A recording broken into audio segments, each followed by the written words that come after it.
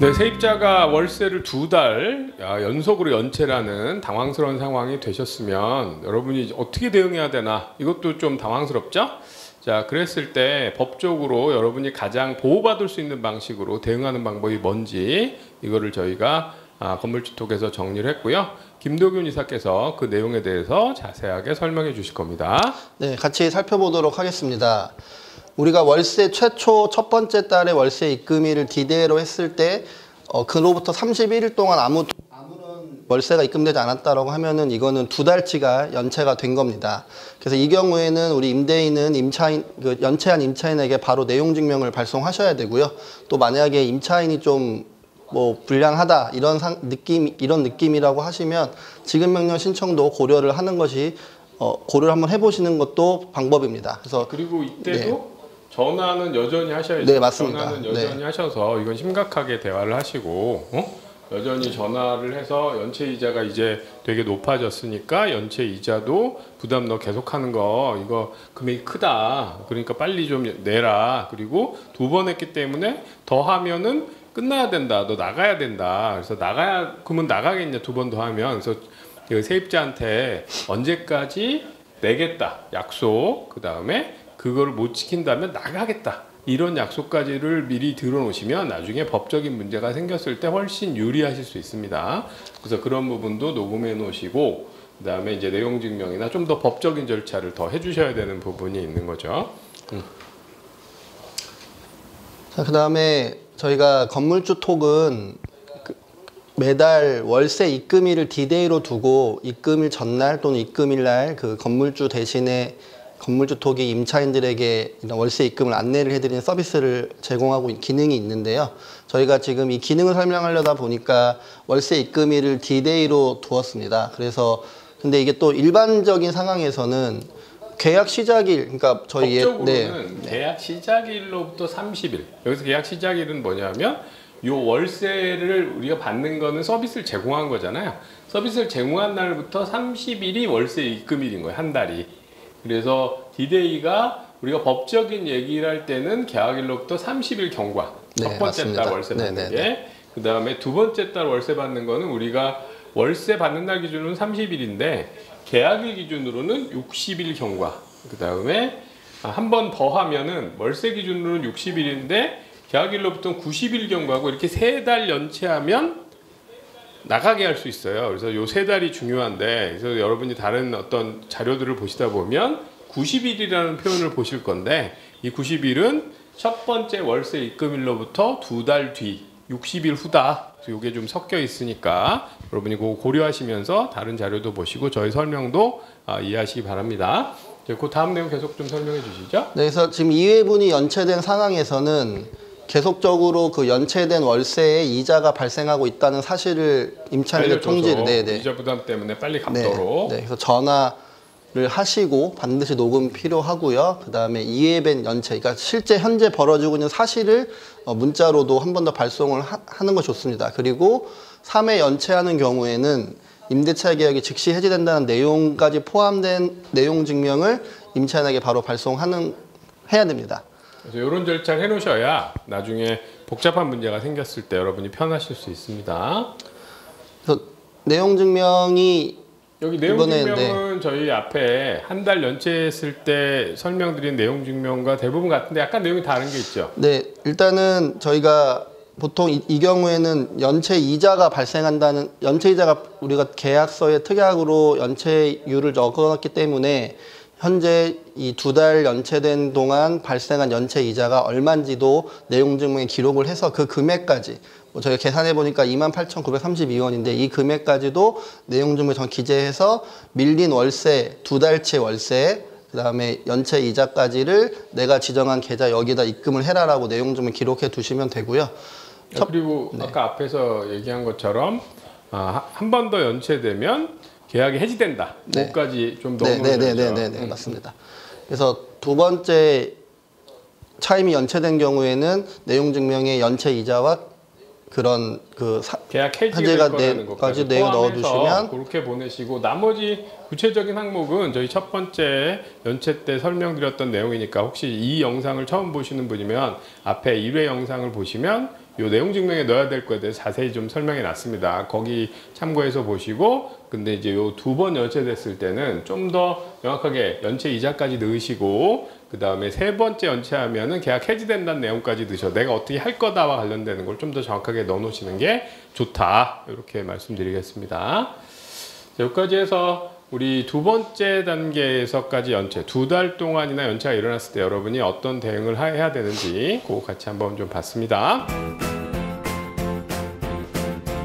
네, 연체 세입자 때문에 갑자기 처음 해보는 내용 증명을 보내야 되는 그런 상황을 여러분이 맞닥뜨리게 되면 내용 증명에 뭐가 들어가나 갑자기 당황스럽습니다. 저도 마찬가지 경험이 있었고요. 그래서 그 내용 증명에 들어갈 내용들 어떤 게 있는지 저희 건물주 톡과 같이 함께 일하고 계신 우리 박정훈 법무사님이 자문해 주신 내용을 기초로 해서 우리 김도균 이사께서 좀 자세히 설명해 주실 겁니다. 네, 샘플을 보고 같이 살펴보도록 하겠습니다. 내용 증명이라는 서류에 어떤 내용들이 들어가야 된다는 게 법으로 정해져 있지는 않습니다. 따로 내용 증명에는 꼭 이런 게 들어가야 내용 증명이다 이런 건 없는 네, 거죠. 그런 건 없지만 이제 나중에 그 법적 그 소송이나 이런 절차를 진행함에 있어서 어떤 내용들이 효력이 그쵸. 있으려면 네, 네, 내용 네. 증명이 나중에 법적으로 좀 더 효력이 있으려면 들어가야 했으면 더 좋은 그런 내용들이 있기 네, 때문에 네, 네, 그거를 저희가 자문을 받아서 설명을 드리는 겁니다. 네, 그래서 일단은 내용 증명이다라는 뭐 큰 타이틀이 들어가야 되고요. 그 다음에 처음에는 일단은 발신자나 발신자, 결국에 우리 기준에서는 임대인이겠죠. 그리고 수신자의 여러분 인적 사항. 이름 그다음에 네. 이거 연체된 사람 인적 사항 넣어주시면 되고요.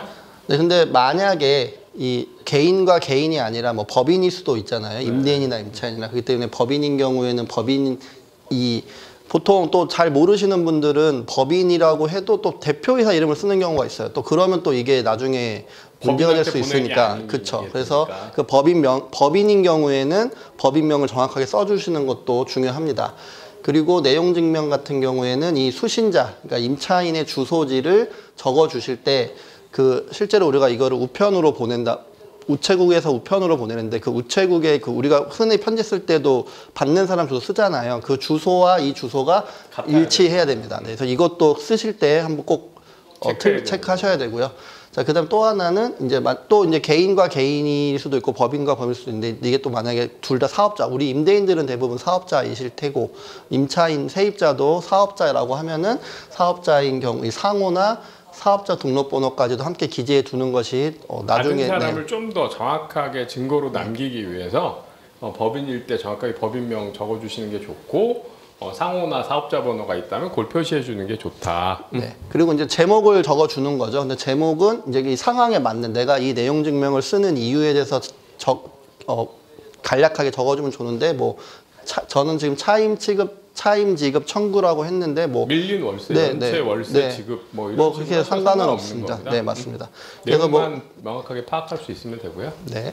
그래서 뭐 이런 이제 인사말 한번 적어 주시는 게 좋고요. 그다음에 일단은 이 2번에 있는 당사자의 관계, 그러니까 결국 발신자와 수신자의 이 관계를 좀 한번 표현을 하는 거죠. 네네네. 내가 뭐 당신과 임대차 계약을 체결했다. 이런 내용 해주시면 그래서 되고. 뭐 잘 모르는 3자가 읽었을 때도 누가 왜 이걸 썼는지 파악 가능한 수준으로. 네. 판사가 이걸 보고 내용을 판단할 수 있게 이렇게 해주셔야 되는 거죠.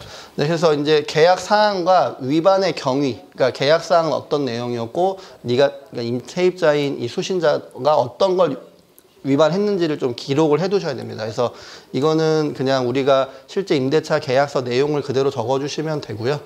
그 다음에 이제 우리가 매월 말일 뭐 얼마를 받기로 했는데 아직 받지 못했다. 이거를 이제 기록을 해주셔야 되는 거죠. 그래서 지금 내용 증명 안에 있는 걸 보여주되 임차인이 지금 이 계약을 지키고 있지 않다라는 내용을 한 번 더 표시를 해주셔야 됩니다. 지키고 있지 않은 상황, 네, 현재 상황, 맞습니다. 상황을 먼저 설명해주고 그 다음에 그 상황에 대해서 어떻게 해라. 네, 그래서 이제 그 다음에 이제 요구할 사항과 법적 절차 착수 예고를 이제 기록을 또 해주시는 거죠. 그래서 이제 이거는 임대인님께서 좀 뭐 날짜는 며칠까지 하라고 정해주시긴 해야 되겠지만 일단은 그 날짜를 며칠까지 정해서 꼭 이런 것도 명확하게 몇 월 며칠 몇 시까지 어느 통장 누구 계좌로 입금해 주세요라고 명확하게 기록을 해두셔야 됩니다. 계좌도 정확하게 적어주시고 그다음에 이제 작성 일자 이것도 넣어줘야죠. 누가 며칠 날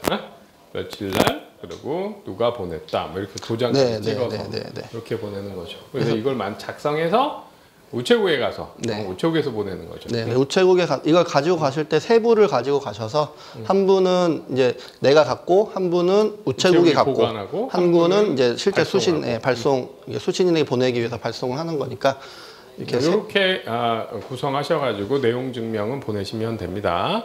그리고 좀 더 정확하게 하고 싶으시면 우리 앞에 박종훈 법무사님께 여기 저희가 이메일 주소 넣어놨으니까 이쪽으로 한번 물어보시면 좀 더 정확하게 저렴한 가격으로 요 내용을 해주실 겁니다. 그리고 뭐 이런 내용 증명 관련해서 몇 가지 또 알아야 될 게 있죠. 네. 그래서 내용 증명 발송만 하면 잘 된 건가 끝난 건가 이거 한번 뭐. 네네. 지금 이거는 나중에 뭐 소송을 대비해서 객관적 증거 자료를 활용하기 위해서 내용 증명을 보내는 거고 또 내용 증명 보낼 때 일단 우리가 임대차 계약서 같은 것도 좀 한 번 더 보내서 이 사람이 내가 쓴 계약서를 한 번 더 볼 수 있게끔 해주는 것도 뭐 좋습니다. 그리고 이제 우리 보낸 사람 기준, 임대인 기준에서는 이 내용 증명을 우체국까지 가서 발송했는데 뭐라고 할 게 아니라 이 상대방이, 그러니까 이 세입자 또는 뭐 임차인이 이 내용 증명을 잘 받았는지까지 확인을 해야 됩니다. 받지 못했다고 하면은 이게 유효하지 않기 때문에 그래서 뭐 우체국에서는 그 배달 증명이라는 서비스까지 있으니까 이것까지도 한번 활용하셔가지고 정확하게 내가 보낸 내용 증명이 이 임차인에게도 도달했다까지 확인을 끝까지 하시는 게 중요합니다. 임차인 스타일에 따라서 여러분이 뭐 임차인이 그렇게 막 뭐 배째고 막 피하고 이런 사람이 아니라면 보냈다 그러면 저쪽이 받았으면 받았을 거라는 얘기를 일반적으로 할 테니까 그건 문제가 없는데 되게 희한한 독특한 임차인이 나타났을 때는 배달 증명까지 좀 해놓으셔서 안전하게 받았다는 것까지 확인을 받으시는 게 그게 안전합니다.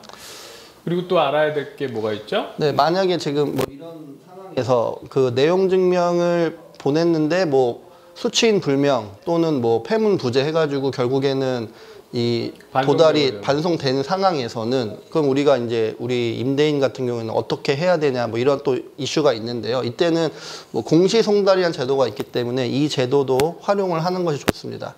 그래서 이 공시송달을 위한 신청서와 이 반송된 내용증명 우편물을 그 수신인, 그러니까 우리 지금 자꾸 반송되고 있는 월세 세입자의 최종 주소지 관할법원에 제출하면 되고요. 네. 그럼 이제 법원이 판단해서 14일 동안 게재하는데 뭐 이런 부분은 좀 복잡하기 때문에 저희 법무사님께 좀 요청을 하시는 게 좀 더 편하실 겁니다.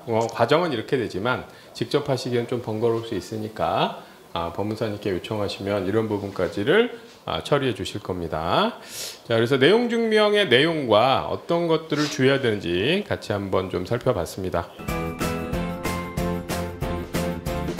네, 세입자들이 연체했을 때 연체 이자를 받을 수 있도록 해놓으시는 게 좋다고 말씀드렸죠? 그때 그럼 연체 이자율은 얼마로 받는 게 좋을까? 요거를 저희 건물주택 김도균 이사가 좀 설명해 주실 겁니다. 네. 계약서, 임대차 계약서 작성할 때 특약을 넣었다라고 하면은 우리 정해서 기록을 하실 거잖아요. 정확하게 임대인과 임차인이 합의를 해서 적은 이자율이 있을 건데 그 이자율을 적어주시면 됩니다. 그래서 보통은 보통은 법적 한도까지 가는 건 좀 높고요. 그래서 한 10%, 15% 정도 그 언저리에서 여러분이 선택을 하셔서 적어 놓으시면 한 10에서 15% 정도라면 나중에 연체됐을 때 그래도 먼저 갚을 우선순위에 해당되는 부분이 되니까 그 정도를 아예 계약서에 약정할 때 특약으로 넣어 놓으시는 게 안전할 수 있다.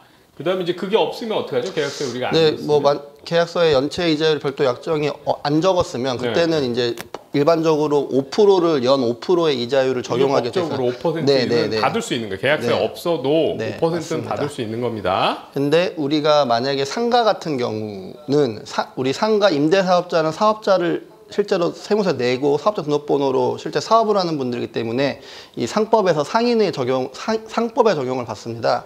그래서 이런 상법 같은 경우에는 이런 법적에 정해준 상사 이자율이 5%가 아니라 6%이기 때문에 이런 경우에는 별도의 약정이 없다고 하는 경우에 5%가 아니라 6%가 적용되는 점을 알고 계시면 좋습니다. 그러니까 이제 약정하셔서 한 10에서 15% 정도로 여러분 약정해 주시는 게 제일 안전하고요. 그게 없더라도 아무 약정이 없더라도 일반적으로 5% 받으실 수 있고 상가에 해당되면 6%를 여러분이 연체 이자로 받을 수 있다. 그래서 이거를 처음 한 달 동안에는 이렇게 이자 부담이 있으니까 빨리 연체를 하지 말고 내라 이렇게 되는 거고, 그 다음에 한 달이 넘어가면 실제로 받으셔야죠. 응? 한 달이 넘어가면 실제로 받아야 되고, 그래서 요때 이자가 어떻게 되는지 같이 한번 봤습니다.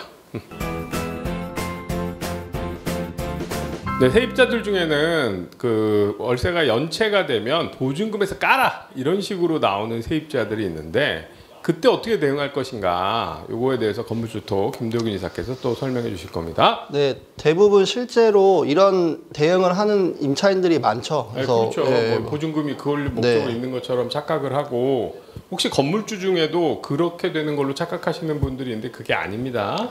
네, 그래서 뭐 말 그대로 연체된 월세, 그러니까 월세의 그 금액의 부가세, 그 다음에 또 연체된 이자까지를 다 보증금에서 공제를 하라는 의미로 얘기를 하는 건데, 임차인 세입자들은.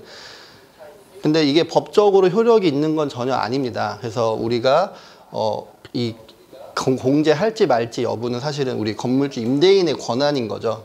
그래서 만약에 세입자 그렇게 요구한다 하더라도 사실 그게 이론에 맞지도 않고 그러니까 사실은 임대인 입장에서, 건물주 입장에서는 그 돈만큼 보증금으로 받은 거는 내가 어디다가 별도로 투자를 했을 수도 있는 거고, 그 다음에 그것 때문에 여러분이 아시겠지만 간주 임대료라는 별도의 부가세도 부담하고 또 소득 같은 게 생기기도 하는 법인 같은 그런 문제들도 있어요. 그래서 그 보증금을 까라, 이건 사실 맞지 않고, 특히나 보증금을 까게 되면 내가 보증금을 어디다 투자해서 얻을 수 있는 수익을 못 얻게 되니까, 응?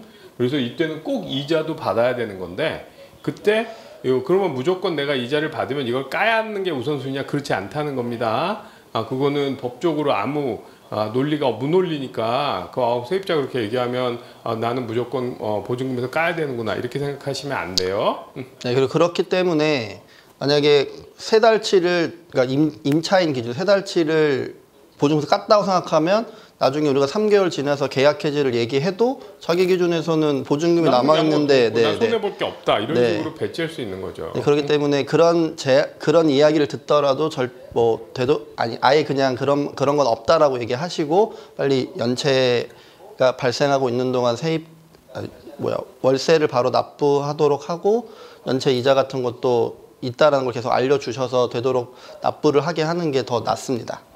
네, 그래서 건물주 입장에서 세입자가 보증금에서 까라, 밀린 월세를 이런 식으로 얘기하면 그거는 아무 논리도 없다. 나 보증금 지금 투자해놨다. 보증금 어디다 넣어놔서 내가 돈이 없다. 근데 내가 지금 어디 뭐 부가세도 내야 되고 뭐도 내야 되고 자금 없으니까 빨리 줘라 이런 식으로 해서 그 돈을 받도록 하시는 게 더 안전하다. 물론 뭐 결국 돈이 없어서 하면 어쩔 수 없이 보증금에서 깔 수도 있겠지만 그건 마지막 순위고, 보증금에서 깐다면 그때는 연체 이자를 포함해서 까겠다. 그것도 분명히 얘기하셔야 돼요. 그래서 마음 편치 않고 저 보증금에서 까면 이자가 높게 나가니까 내가 월세를 내야겠구나 이렇게 유도할 수 있도록 그렇게 하시기 바랍니다.